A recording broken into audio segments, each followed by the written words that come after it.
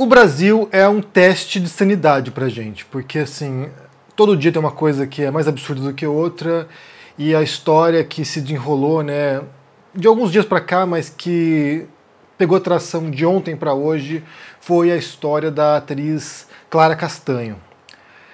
E essa história, ela vem a público por causa de uma série de pessoas irresponsáveis, inconsequentes, em alguns casos até criminosas, que a gente vai ver adiante, que inclui funcionários de hospital, que inclui jornalistas, que inclui comunicadores, que inclui, sabe, personalidades, e que jogam para público uma história que não deveria ser pública.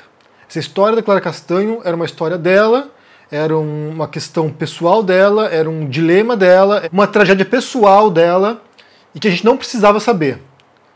Mas vem a público e aí isso sinceramente revela mais uma vez a hipocrisia dos conservadores brasileiros, porque se trata no final das contas de controle sobre as mulheres, sobre os corpos das mulheres, sobre os comportamentos das mulheres e, mais do que isso, de uma estrutura de dominação, uma das mais antigas que existem, que é o patriarcado, que é esse domínio estruturante de uma sociedade dos homens sobre as mulheres. Então, assim, esses últimos dias a gente viu muito disso, né? A gente viu a história da menina de 11 anos, sabe, sofrendo uma violência emocional pela juíza. A gente viu nos Estados Unidos agora a reversão do Roe vs. Wade, que é a decisão da Suprema Corte que permitia a interrupção de gravidez. A gente viu várias histórias que foram se desdobrando nesses últimos dias, e essa da Clara Castanho é mais uma. Antes de começar esse vídeo aqui, eu quero mandar um abraço para a Clara Castanho e dizer que ela não está sozinha. Eu vi muitas manifestações de apoio para ela, as pessoas estão sim do lado dela nessa história.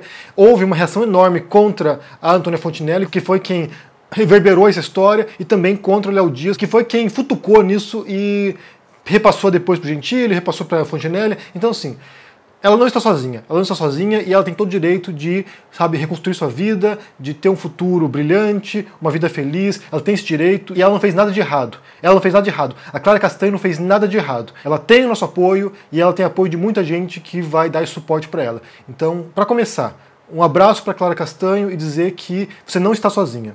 Então, qual foi a história? Vou ler para vocês aqui o que aconteceu. Eu vou ler a primeira nota da Clara Castanho, porque a gente começa já pela resposta dela a essa repercussão que está se dando aí. Ela publicou aqui no Instagram dela uma carta aberta e ela diz o seguinte: "Esse é o relato mais difícil da minha vida. Pensei que levaria essa dor e esse peso somente comigo. Sempre mantive minha vida afetiva privada. Assim, expô-lo dessa maneira é algo que me apavora e remexe dores profundas e recentes. No entanto, não posso silenciar ao ver pessoas conspirando e criando versões sobre uma violência repulsiva e de um trauma que sofri. Fui violentada." Aqui eu estou mudando a palavra porque o YouTube não permite. Pra você ver, né? Não pode nem sequer abordar esse assunto aqui no YouTube. Continuando aqui. "Relembrar esse episódio traz uma sensação de morte, porque algo morreu em mim. Não estava na minha cidade, não estava perto da minha família nem dos meus amigos. Estava completamente sozinha. Não, eu não fiz boletim de ocorrência. Tive muita vergonha, me senti culpada. Tive a ilusão de que se eu fingisse que isso não aconteceu, talvez eu esquecesse e superasse. Mas não foi o que aconteceu. As únicas coisas que tive forças para fazer foram tomar a pílula do dia seguinte e fazer alguns exames. E tentei, na medida do possível e da minha frágil capacidade emocional, seguir adiante, me manter focada na minha família e no meu trabalho. Mas mesmo tentando levar uma vida normal, os danos da violência me acompanharam. Deixei de dormir, deixei de confiar nas pessoas, deixei uma sombra apoderar-se de mim. Uma tristeza infinita que eu nunca tinha sentido antes. As redes sociais são uma ilusão, e deixei lá a ilusão de que a vida estava ok enquanto eu estava despedaçada. Somente a minha família sabia o que tinha acontecido. Os fatos até aqui são suficientes para me machucar, mas eles não param por aí. Meses depois eu comecei a passar mal, ter mal-estar. Um médico sinalizou que poderia ser uma gastrite, uma hérnia estrangulada, um mioma. Fiz uma tomografia e no meio dela o exame foi interrompido às pressas. Fui informada que eu gerava um feto no meu útero. Sim, eu estava quase no término da gestação quando eu soube. Foi um choque. Meu mundo caiu. Meu ciclo menstrual estava normal, meu corpo também. Eu não tinha ganhado peso nem barriga. Naquele momento do exame, me senti novamente violada, novamente culpada. Em uma consulta médica contei ter sido violentada. Expliquei tudo o que aconteceu. O médico não teve nenhuma empatia por mim. Eu não era uma mulher que estava grávida por vontade e desejo. Tinha sofrido uma violência. E mesmo assim, esse profissional me obrigou a ouvir o coração da criança. Disse que 50% do DNA eram meus e que eu seria obrigada a amá-lo. Essa foi mais uma da série de violências que aconteceram comigo. Gostaria que tivesse parado por aí, mas infelizmente não foi isso que aconteceu. Eu ainda estava tentando juntar os cacos quando tive que lidar com a informação de ter um bebê. Um bebê fruto de uma violência que me destruiu como mulher. Eu não tinha e não tenho condições emocionais de dar para essa criança o amor, o cuidado e tudo o que ela merece ter. Entre o momento que eu soube da gravidez e o parto se passaram poucos dias. Era demais para processar, para aceitar e tomei a atitude que considero mais digna e humana. Eu procurei uma advogada e, conhecendo o processo, tomei a decisão de fazer uma entrega direta para adoção. Passei por todos os trâmites, psicóloga, Ministério Público, juíza, audiência, todas as etapas obrigatórias. Um processo que, pela própria lei, garante sigilo para mim e para a criança. A entrega foi protegida e em sigilo. Ser pai ou mãe não depende tão somente da condição econômica e financeira, mas da capacidade de cuidar. Ao reconhecer a minha incapacidade de exercer esse cuidado, eu optei por essa entrega consciente e que deveria ser segura. No dia em que a criança nasceu, eu, ainda anestesiada do pós-parto, fui abordada por uma enfermeira que estava na sala de cirurgia. Ela fez perguntas e ameaçou. Imagina se tal colunista descobre essa história. Eu estava dentro de um hospital, um lugar que era para supostamente me acolher e proteger. Quando cheguei no quarto, já havia mensagens do colunista, com todas as informações. Ele só não sabia da violência, da violação. Eu ainda estava sob o efeito da anestesia. Eu não tive tempo de processar tudo aquilo que estava vivendo, de entender tamanha era a dor que eu estava sentindo. Eu conversei com ele, expliquei tudo o que tinha acontecido. Ele prometeu não publicar. Um outro colunista também me procurou dias depois, querendo saber se eu estava grávida, e eu falei com ele. Mas apenas o fato de eles saberem mostra que os profissionais que deveriam ter me protegido em um momento de extrema dor e vulnerabilidade, que têm a obrigação legal de respeitar o sigilo de entrega, não foram éticos, nem tiveram respeito por mim e nem pela criança. Bom, agora a notícia se tornou pública, e com ela vieram 1000 informações erradas e ilações mentirosas e cruéis. Vocês não têm noção da dor que eu sinto. Tudo que fiz foi pensando em resguardar a vida e o futuro da criança. Cada passo está documentado e de acordo com a lei. A criança merece ser criada por uma família amorosa, devidamente habilitada à adoção e que não tenha as lembranças de um fato tão traumático. E ela não precisa saber que foi resultado de uma violência tão cruel. Como mulher, eu fui violentada primeiramente por um homem e agora sou reiteradamente violentada por tantas outras pessoas que me julgam. Ter que me pronunciar sobre um assunto tão íntimo e doloroso me faz ter que continuar vivendo essa angústia que carrego todos os dias.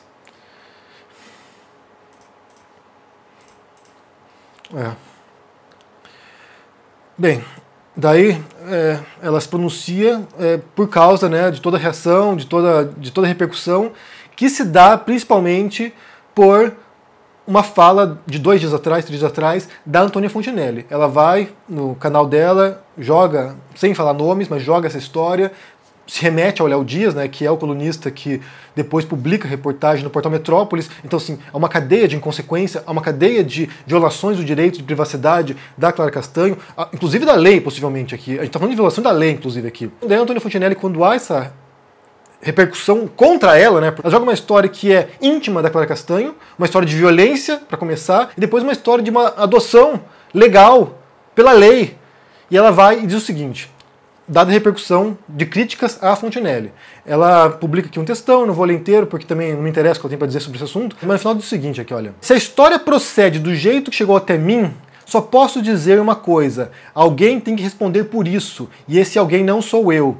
Meus BOs eu assumo, meus filhos também. Parir uma criança e não querer ver e mandar desovar, por acaso, é crime sim. O nome disso é abandono de incapaz. Ainda mais quando você tem uma situação financeira muito boa. Crime em dobro. E o que a Fontinelli faz aqui, aí sim é cometer um crime. Porque eu vou ler para vocês aqui o artigo 13º do Estatuto da Criança e do Adolescente.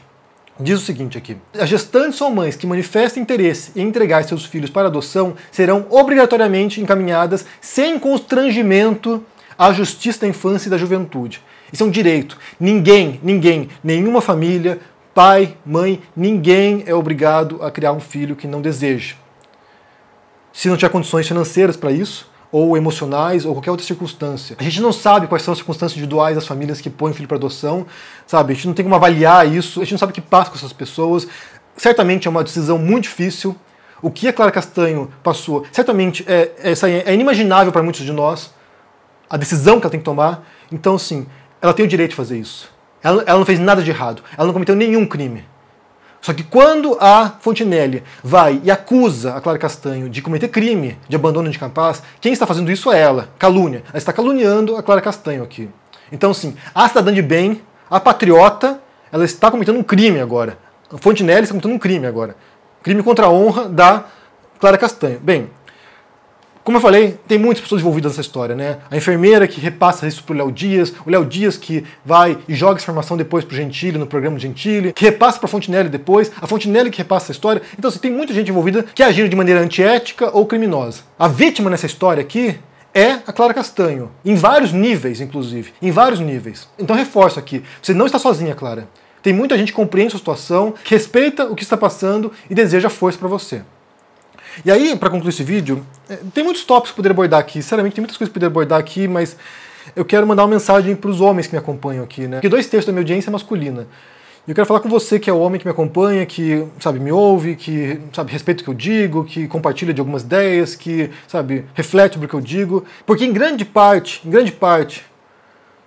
o enfrentamento desse tipo de situação, desse tipo de formas de opressão, não é apenas uma luta, não é apenas, sabe, um esforço de quem é oprimido, de quem sofre a violência, de quem sofre a discriminação, de quem é obrigado a conviver com uma série de circunstâncias que quem pertence a uma classe privilegiada não passa. Não é apenas esse grupo que tem que lutar. Também quem tem posição de privilégio precisa se movimentar, precisa comprar essa luta para si. A luta contra o racismo não é apenas dos negros ou de minorias étnicas. A luta contra o racismo é de todas as pessoas. É dos brancos também, dos brancos privilegiados. A luta contra o patriarcado não é apenas das mulheres que sofrem com isso, é dos homens que compreendem a dimensão dessa estrutura de dominação e que também têm que agir para enfrentar isso. Porque não me parece, sabe, razoável que a gente pense que metade da população do mundo, que é mulher, metade homem, metade mulher, que metade da população do mundo seja obrigada a viver sobre regras que foram impostas, muitas vezes, por estruturas de dominação masculinas.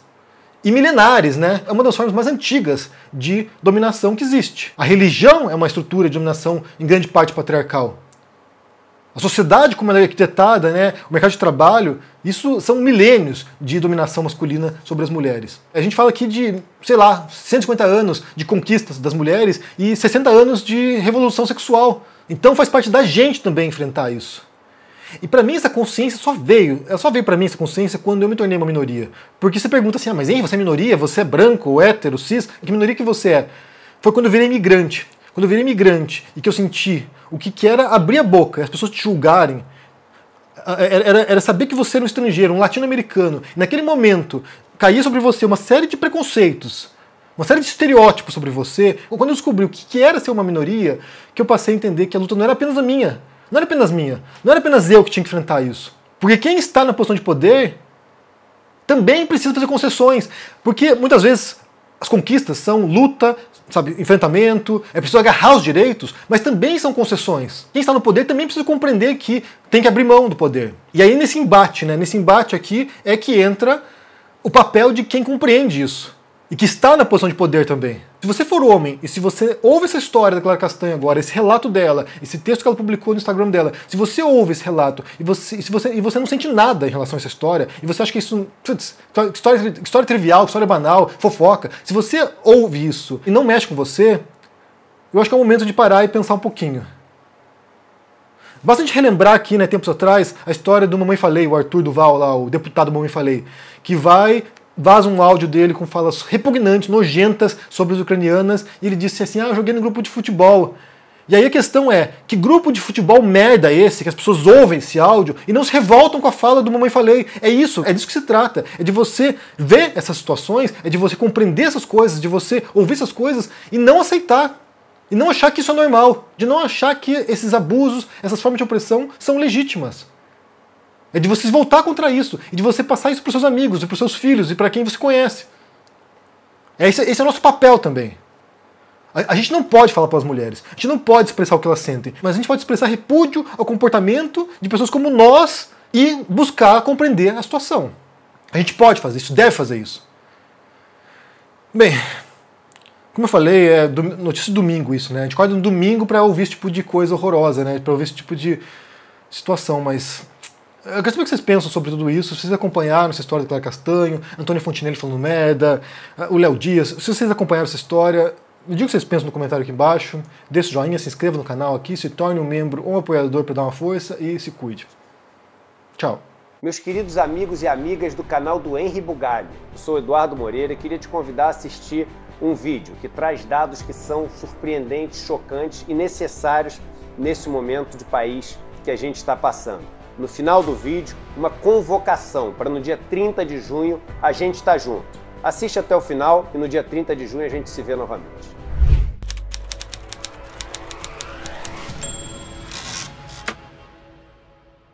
Você já deve ter ouvido a desculpa de que as coisas estão ruins no Brasil porque o mundo inteiro vai mal, não já? Agora, alguém já te disse que só 2 países no mundo têm taxa de juro ao consumidor maiores do que o Brasil? O Zimbábue e Madagascar. Você sabia que os juros no cartão de crédito no Brasil são os maiores do mundo, 3 vezes acima do 2º lugar na América Latina? Você sabia que o sistema financeiro do Brasil, segundo a maior empresa de consultoria do mundo, é o mais lucrativo do planeta para os banqueiros?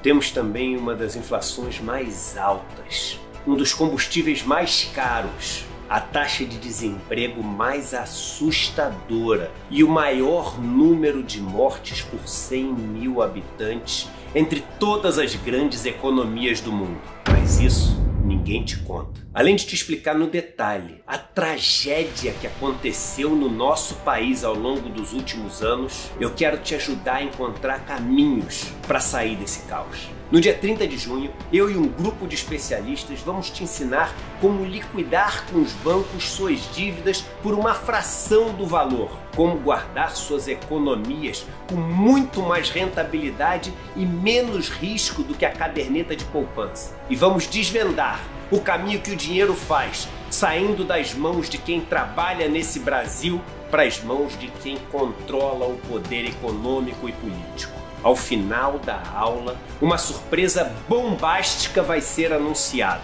Acabou a farsa.